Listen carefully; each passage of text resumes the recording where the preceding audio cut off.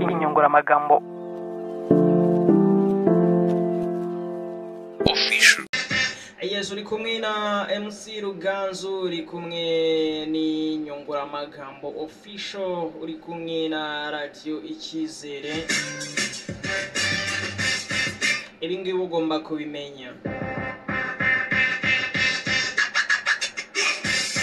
Repubulika Iharanira Demokarasi ya Kongo rero yatangaje ko yo n'u Rwanda bemeranyije agahenge ngo kazahera ku itariki ya 4 y'ukwezi gutaha kwa Kanama. Mwibuke bo bavuga ko M23 uyu mutwe bahanganye nawo guterwa inkunga n'u Rwanda.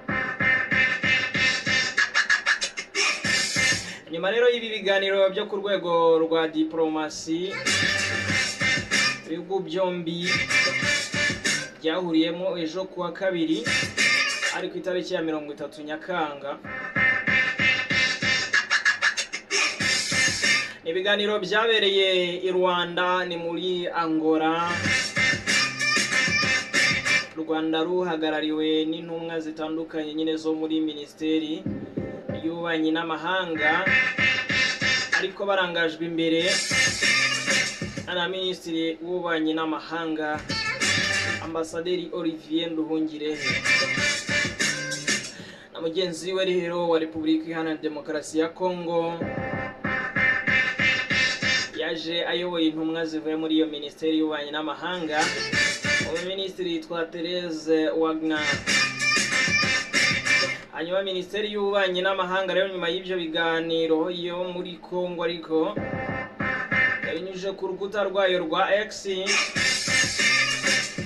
ivuga ko guhera ku itariki ya 4 Kanama muri Repubulika Iharanira Demokarasi ya Kongo hazaba agahenge, imirwano izaba ihagaze. Ni icyemezo cyafatiwe i Rwanda mu nama yo ku rwego rw'abaminisitiri hagati ya Repubulika Iharanira Demokarasi ya Kongo n'igihugu cy'u Rwanda na Repubulika y'u Rwanda ku buhuza bwa Angola, uko babyanditse. Iby'aka gahenge byanemejwe na Minisiteri y'Ububanyi n'Amahanga ya Angola, nayo yayinyujije ku rubuga rwayo rwa X. Teganyijwe rero ko komisiyo ishinzwe kugenzura ibibera mu burasirazuba bwa Repubulika Iharanira Demokarasi ya Kongo yongererwa imbaraga, yashyirwa mu izindi mbaraga kugira ngo barebe niba aka gahenge koko kari buze kubaho.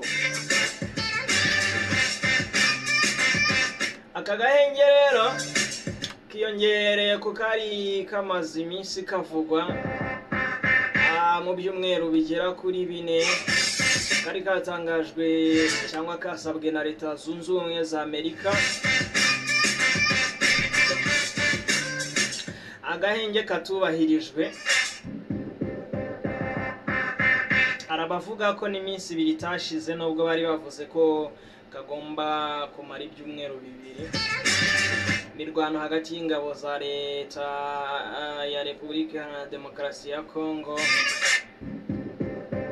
ndetse n'inyeshyamba za M23 iyo cyangwa se Repubulika Iharanira Demokarasi ya Kongo ivuga ko zishyigikiwe n'u Rwanda, yumvikanye mu bice bya Kivu y'Amajyaruguru. Ni imirwano buri ruhande rwashinjaga urundi kuba rwayishoje cyangwa rwayitangije. Inkuru rero ayo muri Kongo y'agahenge n'ibindi akambe nyibitse byanze bikunze mwayumvise. Ubwo n'ibindi byavugiwe mu mwiherero n'inama muri ibyo biganiro bya diplomasi turaza kugenda tubisangira. Hanyuma Israel ivuga ko yishe komanda wo ku rwego rwo hejuru wa Hezbollah nyuma yo kugaba igitero cyo mu kirere mu gace k'amajyepfo